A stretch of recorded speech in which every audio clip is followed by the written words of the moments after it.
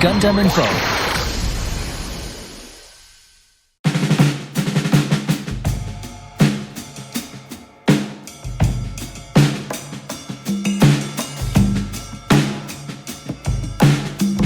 ガンダムとはっていうところで一言って表すとなかなか難しいんですけど、なんか継承と挑戦みたいなものなのかなというふうに思います。ガンダムっていうのは、すごく長い歴史のあるもので、今まで作り上げてきてくださった方々の上で成り立っているものだと思っていて、自分たちが何ができるかっていうことを、ひしひしと感じながら制作に励んでいるっていう感じでしょうか。基本的には企画を立案して、それに合う監督であったりとか脚本家、キャラクターデザイナー、そういういろんなスタッフィングをして、その動かす現場をですね、構築していくというか、そういうものがプロデューサーの役目かなというふうに思っています。プロデューサーっていうとですね、最終的に私自身が何かものを作るわけではなくて、自分がやりたいことであったりとか、そういうことをですね実現していくためにですね、ある種仲間を集めて、この人たちと、自分が想像していたものの以上のものができていくっていうところが、すごくプロデューサーをやっている上で、それがすごく魅力的だなと思っていて、いろんな方と関わる仕事なので、ある種想像できないことが起こったりとかもすることもあるんですけども、それがすごくある種魅力でもあるというか、それが全部作品に跳ね返った時なんかは喜びをすごく感じるなというふうに思います。主人公のヒロトっていうのは、すごく悩みながら、作り上げていったキャラクターだと思います。監督も、脚本シリーズ構成の武藤さんもたくさん悩んで、出来上がっていったキャラクターだと思いますので、より愛着を持って制作を進めています。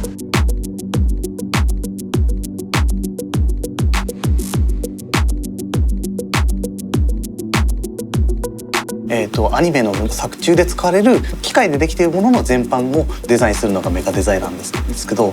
今回のビルドシリーズに関しては、ガンダムのモビルスーツを使った、ガンプラアレンジが結構メインになっていますね。ガンダムのデザインは世間のやっぱりリアクションが多い作品ではあるんで、やっぱりその期待度も高いですし、ハードルもやっぱ高いんですよね。だからそこをやっぱりそのデザインの中でデザインしていくっていうのはやっぱりすごく緊張もしますし、やりがいもあるんで、そういうところがやっぱり一番やっぱりガンダムはやっぱり結構大きいところではありますね。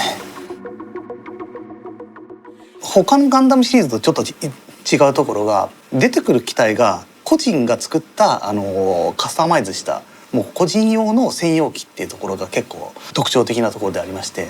だから本当に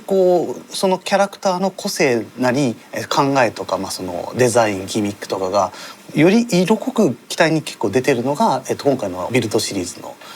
機体の特徴ではあるんで、そういうのところをちょっと踏まえながら見ていただくと結構面白いんじゃないかなと。私メカデザインっていうそのスタンスでガンダムにずっと携わらせていただいているんで、やっぱりガンダムに結構切っても切り離されないっていうのはやっぱりガンプラがやっぱり出てくるんで、ガンプラありきのガンダムっていうのはやっぱりすごく自分にとってはやっぱり第一ですね。僕にとってはやっぱりそのガンプラっていう要素の占める比率がやっぱり相当でかいのがやっぱりガンダムですね。メカのデザイナーさんからいただいたデザインを手書きのアニメで落とし込むというのが主な仕事で、全体的な作品のクオリティをある程度一定に保とうというのが仕事になりますね。私はアニメーターになろうって思うのが他の人に比べて遅かったと思うんですね。何かしらきっかけが欲しいと思って東京造形大学という大学に入ったんですね。アニメーションについて学んでいくうちにすごく動かすっていうことに惹かれていって、そこから本格的にアニメーターになろう、みんなに見てもらえる場で仕事をしようと思いました。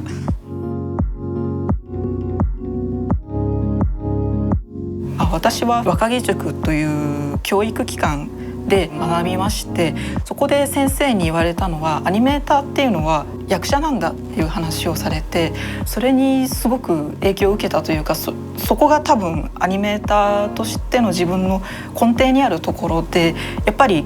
アクションとか書いててもやっぱりアクション役者として書いているし、表情とか書く時も自分が役を演じているっていうのを意識して書いてますね。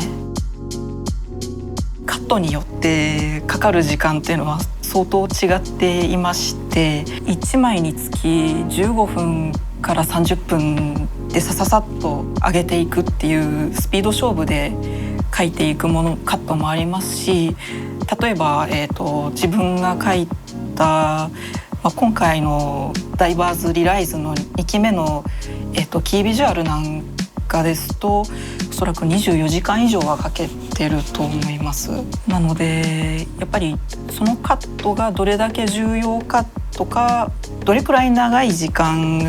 見られるかで書く分量といいますか、書ける時間っていうのは結構変わってくるかなと思います。手前のユーラ弁が難産で難産で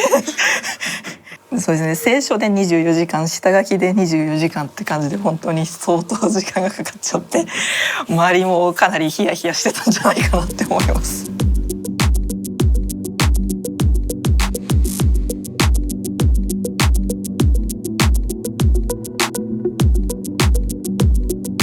なかなかやっぱ絵を動かしていく上でずれていってしまったりとか、はけてほしいところではけてくれなかったりとかするので、それをどこまで自分の脳内で組み立てたものをきっちり表現できるかっていうところですかね。それがきっちり決まるとやっぱ気持ちよかったりもしますし。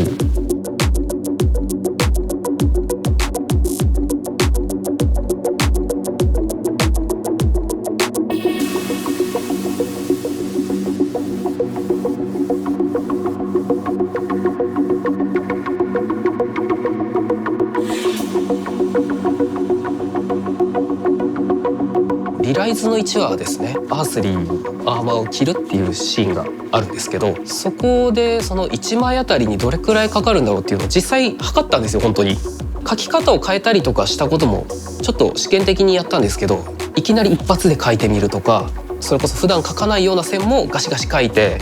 ちゃんと綿密に練ってみるっていう、その代わりスピードを上げるっていうのをいろいろ試してみたんですけれど、やっぱどれをとっても40分だったんですよね。いつも悩むところなんですけど、個人的にこのモビルスーツ、このキャラクターっていうのをあんまし作らないようにしてるところがあって、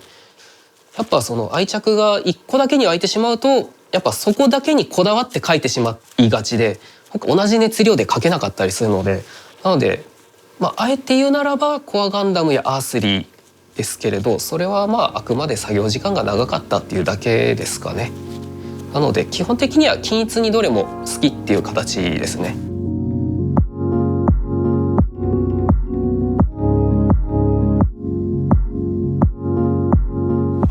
なんでしょう、実写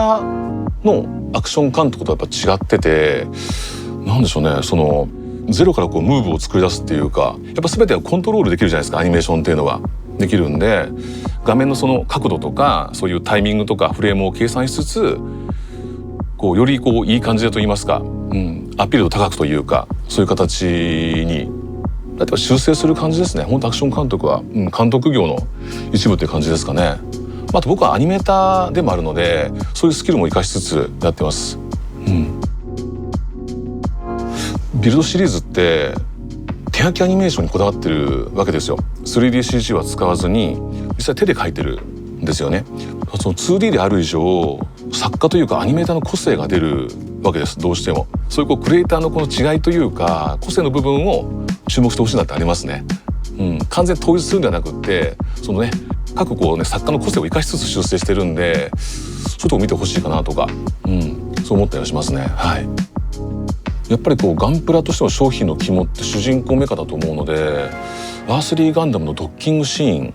ですね。結構僕はいろんな作品の、合体合心ドッキングシーンっていうのを相当書いてはいるんですよ。それとは被んない形であり、さらに新しくその商品をアピールしつつ、ビルドダイバーズリライズの主人公を演出する上で結構気を使った部分ではありますね。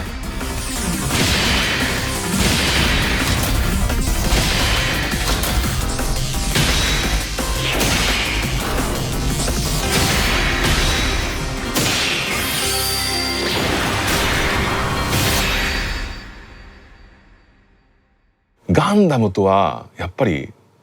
学生時代から見てた作品であり、憧れた部分がすごくあったんですよ。そのガンダム作品、しかもビルドファイターズバトログっていう作品で配信のアニメーションなんですけども、初めてガンダムと名の付くものの監督をさせていただいて、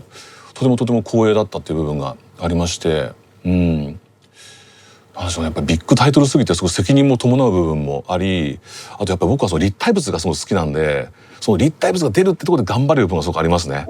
ガンプラ大好き少年だったんで、今も大好きなんですけどもちろん、すごくやっぱり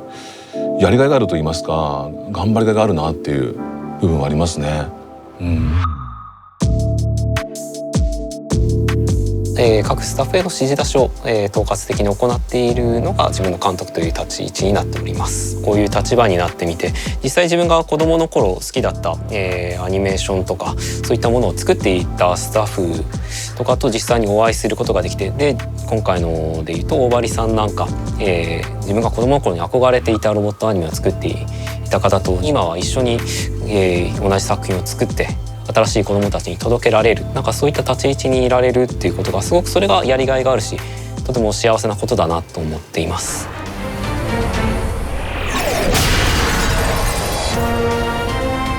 やった！いや、まだだ。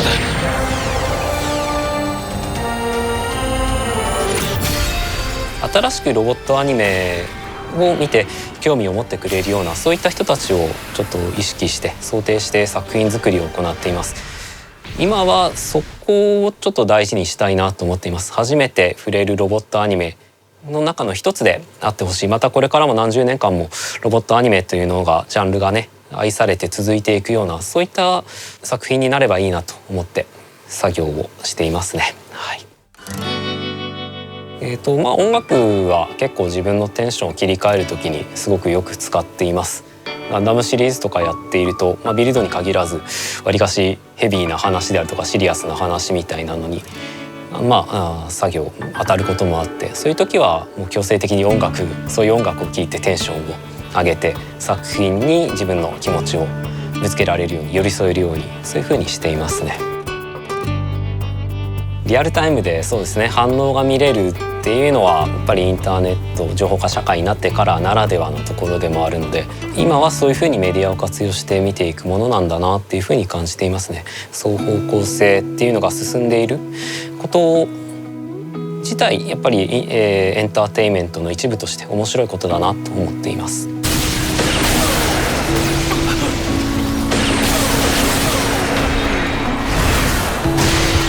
ビルドダイバーズ1作目と比べて随分難しい話になっていると思うので、そこを考えると結構その年齢層が結構広めで見られるのかなっていうふうに考えていて、いろんな方に見ていただいてそれで面白いなと言っていただけるようにこちらもやっぱり頑張ってますし、周りの方にちょっと勧められるような作品を今目指していますので、何卒よろしくお願いします。全世界的にですね、同時配信同時視聴というところですごく反応も、いつも毎週ドキドキしながら、皆さんの反応を待っていたんですけども、こうやって自分たちの作っているものが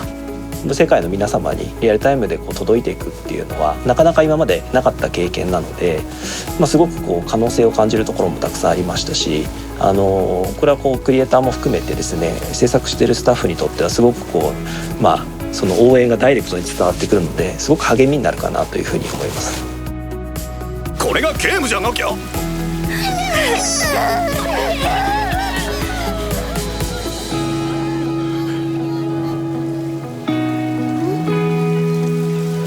まさかリアルだってのかよ。1クール目、